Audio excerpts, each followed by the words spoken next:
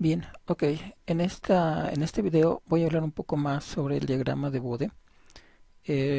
Recordamos por los videos anteriores que el diagrama de Bode se obtiene haciendo un corte de la superficie de magnitud y de fase con un cristal que alineamos con el eje de J omega y magnitud y el eje de magnitud o el eje de fase. Para hablar un poquito más del diagrama de Bode, que es el tema central de pues de esta parte del curso, voy a definir primero algunos conceptos importantes para poder entender algunas escalas que vamos a utilizar, algunas unidades nuevas que vamos a utilizar en la representación del diagrama de respuesta en frecuencia. Para ello inicio con lo que ya hicimos a manera de repaso en cuanto al análisis de una red pasiva de paso bajo. Entonces, esa red pasiva de paso bajo es el circuito que vimos formado por una resistencia y un capacitor, definido su voltaje de entrada y voltaje de salida. Este circuito, recordemos que funciona en el dominio del tiempo. Cuando le aplicamos la transformada de Laplace, entonces tanto la resistencia como el capacitor se convierten en impedancias. La resistencia sigue comportándose igual, pero el capacitor se maneja como una impedancia de valor 1 en SC. Ok, definimos también nuestra BIDS y nuestra B0DS ahora en el dominio de la variable compleja S. Como repaso, obtuvimos ya la función de transferencia de este circuito, calculando B0 en función de BI como un divisor de voltaje, que estoy repitiendo en esta expresión, 1 en SC entre 1 en SC más R, y multiplicando numerador y denominador por SC, obtenemos la función de transferencia que muestro abajo, B0 en BI como 1 entre 1 más SRC.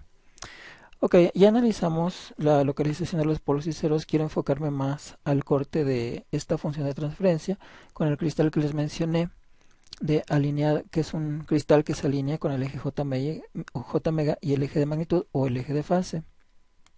En esta página estoy mostrando nuevamente la función de transferencia que les acabo de mencionar, la función de transferencia entre B0 y BI para nuestro filtro pasivo de paso abajo. Y lo que voy a hacer ahora es definir de manera formal el famoso corte del cristal que se alinea con el eje J omega y el eje de magnitud de fase. Bien, una manera de alinear matemáticamente ese cristal con el eje J omega es evaluar esta función de transferencia en todos los valores de S iguales a J omega exclusivamente. Entonces nos olvidamos como, si recordamos que la variable S es una variable compleja que tiene parte real y parte imaginaria, entonces la parte real la ignoro y a S solamente le voy a hablar en el eje J omega. Entonces, al darle el valor a S igual a J omega, estoy restringiendo la variación de S a que varíe exclusivamente sobre el eje J omega. Ahora bien, si para la función f de s analizamos la magnitud y esa magnitud está alineada con el eje J omega, obtendremos el cristal que estoy mostrando en la parte inferior de esta página, lo que nos va a representar el contorno de magnitud con respecto a la frecuencia. Si este cristal lo alineamos también con el eje J omega, pero nuestra gráfica de fase que nos estoy mostrando aquí, obtendríamos el contorno de la superficie FDS, de la fase de FDS con el cristal, lo cual nos daría el comportamiento de fase del sistema. Ok, entonces de manera formal, hacer ese corte con ese cristal en la función FDS equivale a evaluar S exclusivamente en valores iguales a J omega.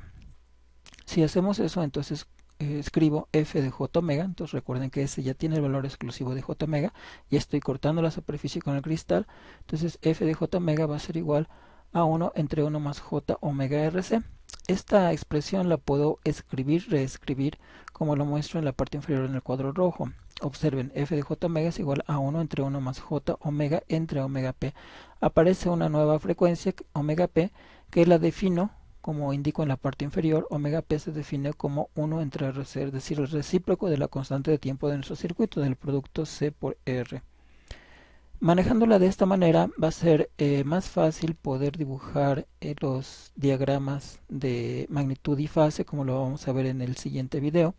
Ahorita solamente quiero mostrar algunos detalles importantes que vamos a manejar en los diagramas de magnitud y fase, que les repito voy a presentar en el video, en un video posterior, y haciendo un análisis similar. Ahora, para un filtro pasivo de paso alto, un filtro pasivo de paso alto se forma intercambiando la resistencia con el capacitor, como lo muestro aquí en el circuito en el dominio del tiempo. A este circuito se le define el voltaje de entrada V de t y V0 de t como aparece en el diagrama. Le aplicamos la transformada de Laplace, obtenemos el circuito formado por impedancias, la resistencia permanece igual con su valor, el capacitor como 1 en SC, y los voltajes de entrada y salida se transforman en V y ds y en V0 ds. Defino una nueva función de transferencia, le cambio la letra para distinguirla de la función anterior del filtro de paso alto. Entonces de paso bajo, perdón, para el filtro de paso bajo definimos la función de transferencia fds. Ahora, para distinguirla, le cambio de letra y le llamo gds, que sería la función de transferencia por este filtro de paso alto. Ok, aplicamos divisor de voltaje para encontrar la relación entre V0 y VI, siguiendo el mismo método que realizamos o que aplicamos en el circuito anterior. Entonces nuestro divisor queda como R entre 1 en SC más R, y multiplicando numerador y denominador por el factor SC, obtenemos la función que estoy mostrando en la parte inferior encerrada en un cuadro rojo como SRC entre 1 más SRC. Esta es la función de transferencia para nuestro filtro pasivo de paso alto. Igual que en el caso anterior, a esta función de transferencia la vamos a cortar con un cristal alineado con el eje J omega. Entonces sustituimos S igual a J omega en la función de transferencia original. Al hacer la sustitución, lo que equivale, repito, a hacer el corte de la superficie tanto de magnitud como de fase con el cristal azul, obtenemos lo que muestro aquí, f de j omega igual a j omega rc entre 1 más j omega rc. Trabajando con álgebra, con números complejos, como lo vamos a poder demostrar más adelante en un video posterior, f de j omega se puede escribir como 1 entre 1 menos j por 1 en omega rc, y nuevamente sustituyendo el producto RC por omega p, donde omega p está definido como 1 en RC, la función de transferencia queda expresada como está mostrada en el cuadro rojo como f de j omega igual a 1 entre 1 menos j por 1 entre omega en omega p. Ok, ya que tenemos definidas las dos funciones evaluadas en el en S igual a j omega, o sea, ya cortadas por nuestro cristal, podemos trazar ya los diagramas de Bode. Ok, en esta página estoy mostrando los formatos generales de lo que va a ser el diagrama de Bode. No estoy representando todavía el contorno de la magnitud de f de j omega o de fase de f de j omega, sino únicamente lo que va a ser la estructura básica de los ejes de graficación para la magnitud y la fase en función de la frecuencia. En este caso estoy tomando como ejemplo la función de transferencia correspondiente al filtro de paso bajo, es decir, utilizo la letra F en ambos diagramas de magnitud y de fase, pero bien la podemos aplicar de la misma manera, de igual forma, para la función del filtro pasa alto representada por la letra G. Ok, de lo que muestro en estos ejes en rojo es algo que trato de resaltar como conceptos importantes. Primero, la magnitud de f de j omega. Si recordamos, f de j omega es un número complejo. Para representar su magnitud se encierra esa f en dos barras de valor absoluto. Eso representa la magnitud de un número complejo y lo vamos a expresar en unidades de decibeles. Voy a hablar más adelante en forma general por qué se utiliza esa unidad. La frecuencia se expresa en radianes sobre segundo, mientras que en la gráfica de fase, para representar la fase del número complejo f de j omega, se utiliza un símbolo de ángulo recto dentro del cual se escribe la letra correspondiente. En este caso es f de j omega en el ejemplo. Esta fase la vamos a expresar en grados y la frecuencia igual va a estar representada en radianes sobre segundo en el eje horizontal. Bien, voy a hablar primero del eje de frecuencia. El eje de frecuencia que vamos a utilizar en los diagramas de Bode, en los análisis que vamos a hacer con circuitos con transistores, es una escala que va a estar acotada en forma logarítmica. Entonces, aislando ahorita mi eje de frecuencia de ambas gráficas, de la gráfica de magnitud y de fase, aíslo el eje de frecuencias. Entonces, ese eje de frecuencia, lo repito, va a estar representada o va a estar acotada más bien en forma logarítmica. Voy a tratar de justificar por qué tenemos que utilizar una escala logarítmica en el eje de frecuencia, o qué ganamos al utilizar una escala logarítmica en el eje de frecuencia. Para ello voy a hacer una comparación entre dos gráficas, entre dos representaciones de una recta numérica. La recta numérica la podemos acotar en diferentes formas. Una de ellas es utilizando una escala lineal, que es como comúnmente estamos acostumbrados a manejar una recta numérica. Pero la voy a comparar contra otra recta numérica que voy a acotar en escala logarítmica. Entonces voy a comparar estas dos escalas, la lineal en azul, la logarítmica en rojo, para representar cantidades. Vamos a ver cómo se comporta la escala lineal cuando quiero representar ciertas cantidades. Por ejemplo, en esta recta numérica azul tengo el 0, el origen del lado izquierdo, en el extremo izquierdo de la recta, y voy a trabajar con números positivos nada más. Entonces, como ejemplo, estoy representando los valores de 10, 20, 30, así hasta 100. Si en esta recta numérica quisiera yo representar el número 10.000, como lo muestro en el extremo derecho, nuestra escala numérica azul, para representar este número de 10.000, tendría que extenderse hacia la derecha una distancia bastante grande, para poder representar en la misma recta numérica con la misma escala el valor de 10.000. Otro problema que tenemos en una escala lineal es cuando quiero representar valores muy pequeños. Por ejemplo, en el extremo izquierdo estoy mostrando el número 0.001 correspondiente a una milésima. Una milésima está prácticamente sobre la misma línea que me representa la acotación de 0, es decir, no alcanzo a distinguirlas. Bien, con estos dos ejemplos estoy tratando de mostrarle las limitaciones que tiene una escala lineal. Por un lado, los números que son muy grandes requerirían representarse a una distancia a la derecha muy grande, y los números que son muy pequeños quedan todos comprimidos en la acotación de 0. La escala logarítmica resuelve ese problema. La escala logarítmica, la función logarítmica, tiene la propiedad de poder comprimir valores muy grandes mayores que 1, y tiene la propiedad de expandir números muy pequeños menores que 1. Por ejemplo, en esta escala logarítmica roja, mi acotación la estoy cambiando a una acotación logarítmica. Por ejemplo, vamos a tomar como inicio de este análisis que les estoy mostrando, tomemos como inicio el 10 a la 0, 10 a la 0 me representa el valor de 1. Entonces, a partir de ahí, a la derecha, a distancias iguales, represento el 10 a la 1 que me representa el 100, perdón, el 10 a la 1 que me representa el 10, 10 a la 2 que me representa el 100, 10 a la 3000, 10 a la 4 10.000, 10 a la 5 100.000 y 10 a la 6 1.000.000. Igual, a partir del 10 a la 0 que me representa el valor de 1, si me desplazo ahora a la izquierda, igual en distancias iguales a las distancias que tomé para representar potencias de 10 a la derecha, ahora voy a utilizar potencias de 10 con exponentes negativos. Entonces, el 10 a la menos 1 me representa un número de 0.1, el 10 a la 2 un valor de 0.01, el 10 a la menos 3 0.001 y el 10 a la menos 4 0.3011.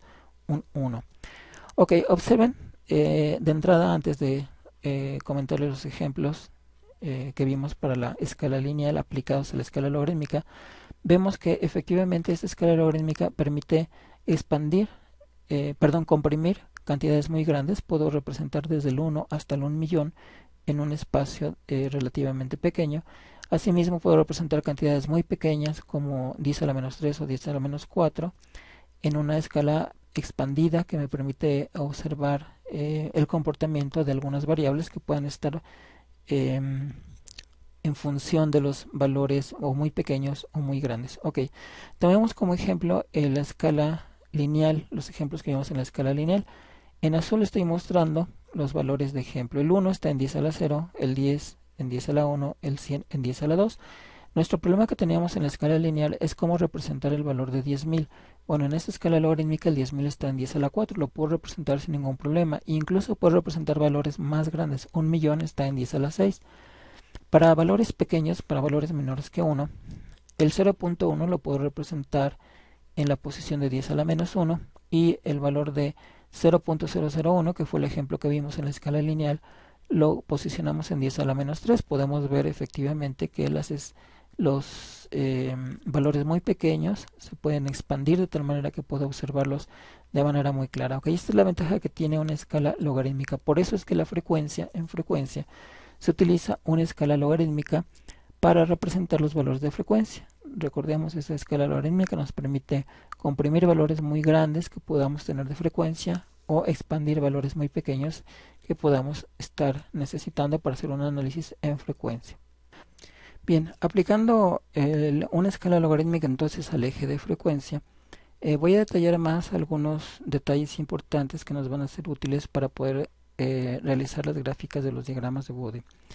Un primer punto importante es el que muestro aquí en esta escala de frecuencia ya acotada con una escala logarítmica. Fijémonos por lo pronto ahorita en los valores de 10 a la 1 que marco aquí, 10 a la 2 y 10 a la 3. Ok, la distancia que hay entre dos décadas consecutivas, por ejemplo si tomamos el 10 a la 2 como referencia, la distancia que tenemos de 10 a la 2 a 10 a la 3 o bien de 10 a la 2 a 10 a la 1, esa distancia se conoce como década. Es decir, cada potencia de 10, cada aumento o disminución consecutivo de una potencia de 10 va a equivaler a lo que se le conoce como una década. Otro punto importante en una escala logarítmica, que es la que estoy empleando para representar las cantidades de frecuencia, es que los números 2 y 5 en cualquier década, los números 2 y 5, más o menos se encuentran a una distancia equidistante dentro de la década. Esto es aproximado, realmente no es un tercio exacto, es aproximado. Entonces la ubicación de los números 2 y 5, repito, en una escala logarítmica más o menos están repartidos de manera equidistante a un tercio de una década, como lo estoy mostrando aquí con números rojos. Este 1, 2 y 5, la distancia equidistante que guardan entre sí, las debemos aplicar de acuerdo al contexto de la década en la que lo estamos analizando. Por ejemplo, si estamos analizando la década que va de 10 a la 1 a 10 a la 2, es decir, la que va de 10 a 100, entonces los números 1, 2 y 5 nos representarán el 1, 10, el 2, 20 y el 5, 50. Ok, este mismo comportamiento de los números 1, 2 y 5 de mantener una distancia más o menos equidistante la podemos aplicar ahora para la siguiente década, la que va de 10 a la 2 a 10 a la 3. En este caso 10 a la 2 me representa el 100, corresponde al 1, el 2 corresponde al 200, el 5 al 500 y el siguiente 1 corresponde a 1000. Ok, entonces estos números de 1, 2 y 5, su posición relativamente equidistante en una década, la tenemos que aplicar de acuerdo al contexto de la década que estamos analizando. Bien, hablemos ahora sobre el eje de magnitud. Resulta que el eje de magnitud también se acota, se grafica en escala logarítmica, pero además se acostumbra mucho en un diagrama de respuesta en frecuencia acotarlo en unidades que se llaman decibeles. No voy a hablar del origen de decibeles, sino únicamente lo voy a aplicar a explicar cómo interpretarlo en un eje de magnitud.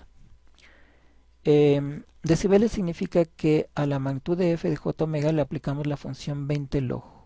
Entonces 20 veces el logaritmo de la magnitud de f de j omega, eso nos genera unidades que se llaman decibeles. Ok, eso equivale prácticamente a calcular la función siguiente, 20 veces el logaritmo de la magnitud de b0 de j omega con respecto a bi de j omega. Es decir, prácticamente, ¿qué hacemos cuando calculamos b0 en bi? Prácticamente lo que debemos hacer para encontrar, digamos, una ganancia en nuestro circuito en decibeles, b0 de j omega significa que tenemos que fijarnos en el valor pico o pico a pico de b0. Voy a tomar, por ejemplo, el valor pico de b0. Entonces, en un circuito, nuestro circuito, por ejemplo, de primer orden, el filtro pasivo de primer orden, para encontrar la relación entre B0 y BI, lo que hacemos es medir B0, el valor pico que tiene B0, y dividirlo entre el valor pico que tiene BI para una determinada frecuencia. Al hacer esa división, eso nos da un número, a ese número le sacamos el logaritmo, lo multiplicamos por 20 y podemos acotarlo ya entonces en decibeles en nuestra escala, en nuestro eje vertical que estoy mostrando aquí. En este eje estoy mostrando acotaciones que nos pueden servir como guía para saber cómo se va a comportar la ganancia de un circuito, es decir, la relación entre B0 y BI. Por ejemplo, las acotaciones que estoy mostrando aquí son 4 es de menos 20 dB, de 0 dB, más 20 dB y más 40 dB. Para saber qué significado tienen esos números con respecto a nuestro circuito en forma práctica, vamos a ver algunos ejemplos. En este primer ejemplo, tomo la cantidad de 0 dB y vamos a investigar qué nos representa 0 dB en cuanto a la relación entre el voltaje de salida y el voltaje de entrada en nuestro filtro, por ejemplo, pasabajas. Ok, 0 dB significa que este 0 resultó de haber aplicado la función 20 logaritmo de B0 en BI igual a 0 dB, como lo muestro aquí en rojo.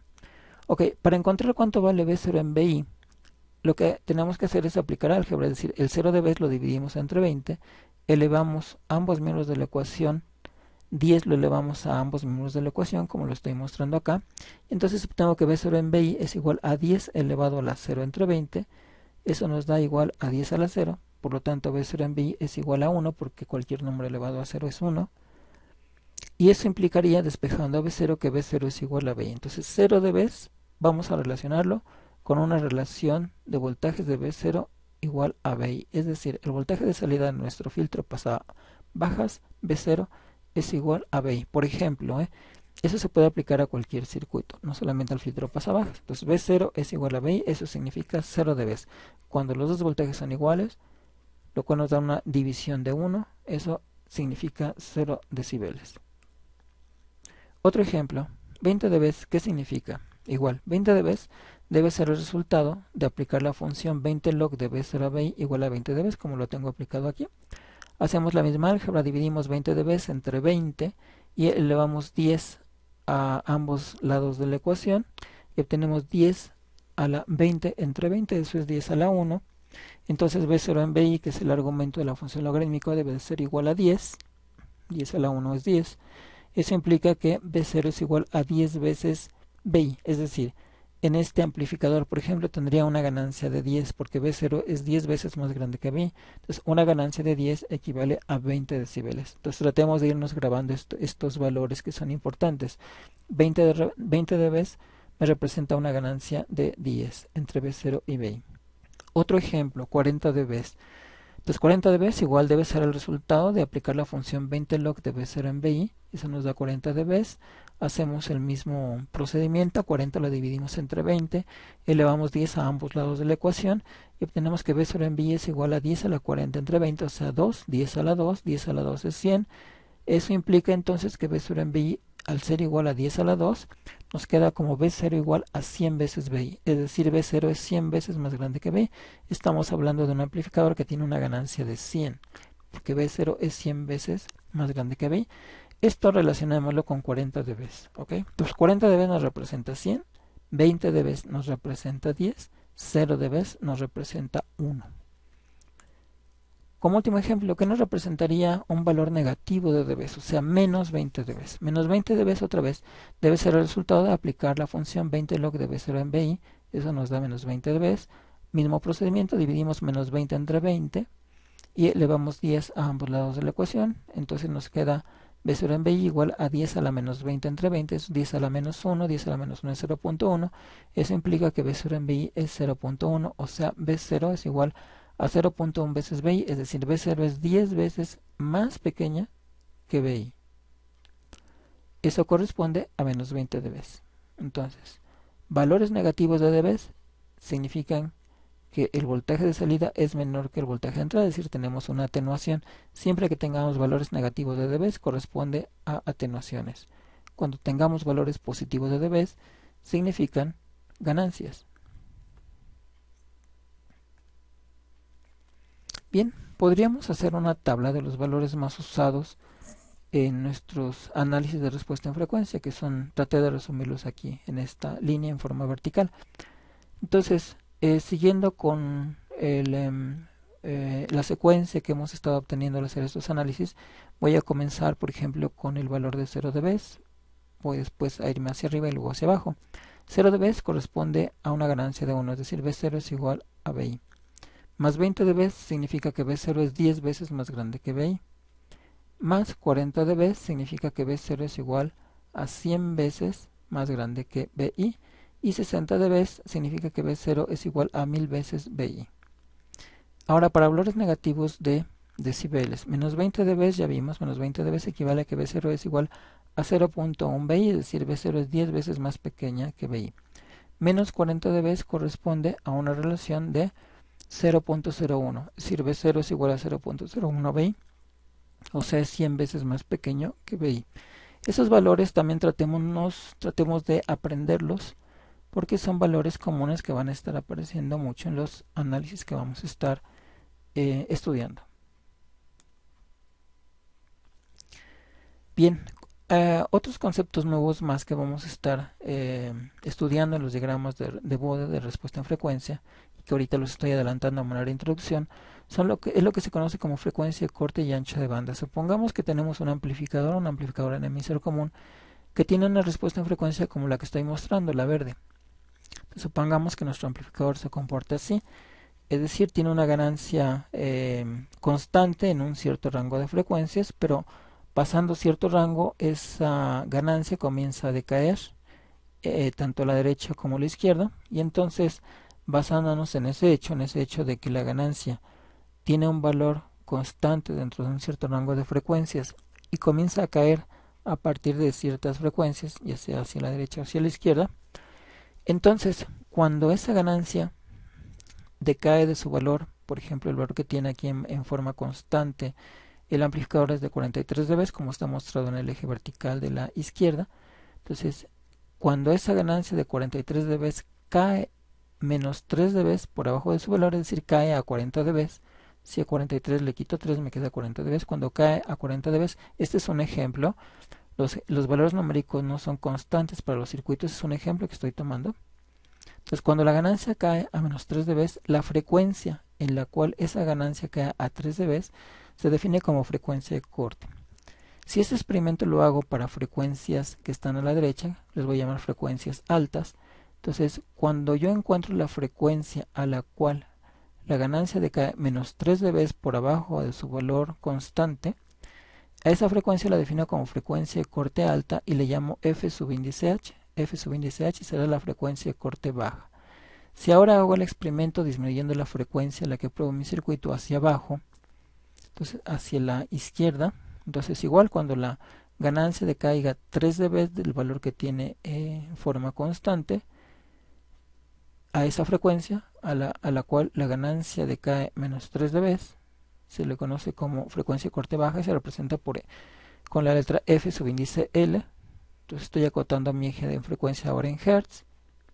Recordemos que esta frecuencia en Hertz se puede obtener de la frecuencia angular dividiendo la frecuencia angular entre 2pi, es decir, F es igual a omega entre 2pi. Bien, entonces defino FH y FL como las frecuencias de corte alta y baja respectivamente. La diferencia entre estas dos frecuencias, es decir, si a FH le resto FL, obtengo lo que se conoce como el BW del amplificador. El BW es el ancho de banda, obtengo el ancho de banda del amplificador. Entonces, el ancho de banda se define como la diferencia de la frecuencia de corte alta menos la frecuencia de corte baja. Bien, entonces, ¿qué significa ese 3 dB? ¿Por qué el 3 dB es especial? Lo vamos también a ver en un ejemplo en un video posterior, más adelante. Ahorita únicamente les menciono que el menos 3 dB debe ser un valor generado por la función 20 log y un cierto argumento. Ese cierto argumento es 1 entre raíz de 2. Les repito, ¿por qué tiene que ser así 1 entre raíz de 2? Lo vamos a ver más adelante cuando analicemos con detalle los filtros pasa altas y pasa bajas. Entonces, 1 entre raíz de 2 como argumento, al aplicar el 20 log, eso nos genera un valor de menos 3 dB. 1 entre raíz de 2 equivale a 0.7071, es lo mismo. Entonces, 20 logaritmo de 0.71 nos genera un valor de menos 3 dB. Eso significa entonces que la relación entre B0 y BI, hablando ya de un circuito, de un amplificador, la relación entre B0 y BI es 1 entre raíz de 2, es decir, B0 es 1 entre raíz de 2 veces BI, o sea, B0 es 0.7071 de BI, entonces decae 3 dB. 3 dB significa entonces un argumento de 1 entre raíz de 2, o 0.7071.